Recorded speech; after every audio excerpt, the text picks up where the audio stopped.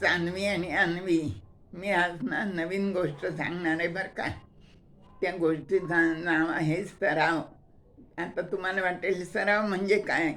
तर सराव म्हणजे सवय. कोणत्याही गोष्टीची सवय असली की आपल्याला ती गोष्ट करता येते. आणि ही गोष्ट जी आहे ना, ही 1000 वर्षापूर्वी घडलेली गोष्ट आहे बरं का. त्यावेळेला सगळी खेडेगावच होती. एक खेडगाव होतं, टुमदार, छान, भरपूर झाडी असलेली, झुळझुळ वाहणारी नदी होती. गावात एक मारुतीचं मंदिर होतं आणि गावातले लोक गुण्यागोविंदाने राहायचे. मंदिरामध्ये कीर्तन, प्रवचन, त्याच्यानंतर भंडारा, पारायण असे कार्यक्रम व्हायचे आणि सगळं आनंदात चाललं होतं. दरवर्षी पाऊस वेळेवर पडायचा, भरपूर पीक यायचं आणि सगळी माणसं, गुरंढोरं सगळी खूप आनंदात असायची. असं बरंच दिवस झाले बरं का. पण एकदा काय झालं, एक वर्ष पाऊसच आला नाही, पीक आलं नाही. आता काय करायचं? पण आदल्या वर्षीचं धान्य वगैरे होतं, त्यामुळं पुढचं वर्ष त्यांचं व्यवस्थित गेलं.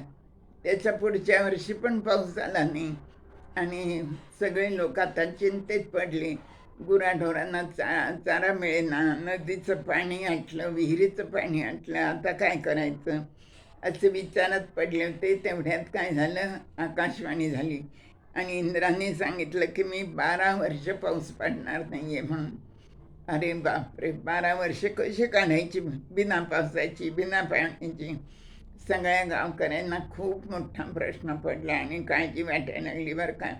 सगळेजण एकत्र जमले आणि मग त्यातली काही जे मुख्य होते त्यांनी असं ठरवलं की आपण महादेवाला जाऊन सगळी ही हकीकत सांगू, म्हणजे महादेव त्याच्यावर काहीतरी उपाय करतील. मग सगळेजण महादेवाला भेटायला गेले बरं का.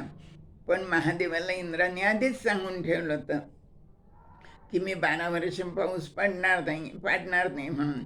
त्यामुळं महादेव म्हणाले मी काही करू शकत नाही. आणि मग सगळे लोक निराश होऊन परत आले. गुराढोरांचे हाल बघवेनात, खायला काही मिळेना. होतं तेच एकमेक एक 7 जणात वाटून गावकरी गुण्या गोविंदांनी तरी पण राहतच होते बरं का.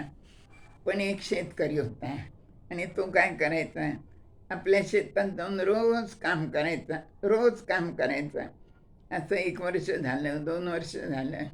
मग सगळ्या लोकांनी पाहिलं आणि एके दिवशी सगळे लोक त्याच्याकडे गेले आणि एक जण त्याला म्हणाला, अरे 12 वर्ष पाऊस पडणार नाही आहे आणि तू कशा करता एवढी मेहनत करतो?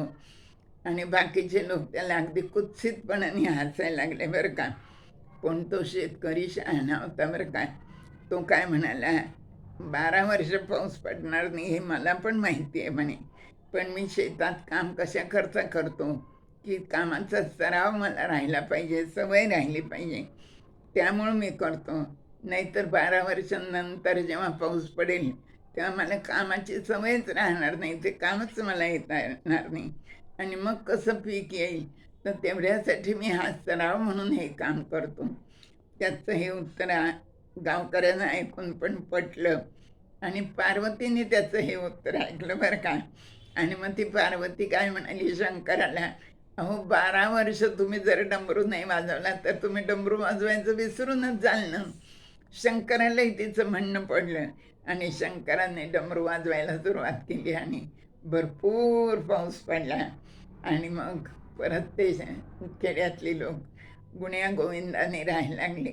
असं त्या शेतकऱ्याच्या त्या सरावामुळं अशी अशी गंमत घडली बरं का. महादेव प्रसन्न झाले आणि लोक आनंदात राहायला लागले. आवडली ना गोष्ट?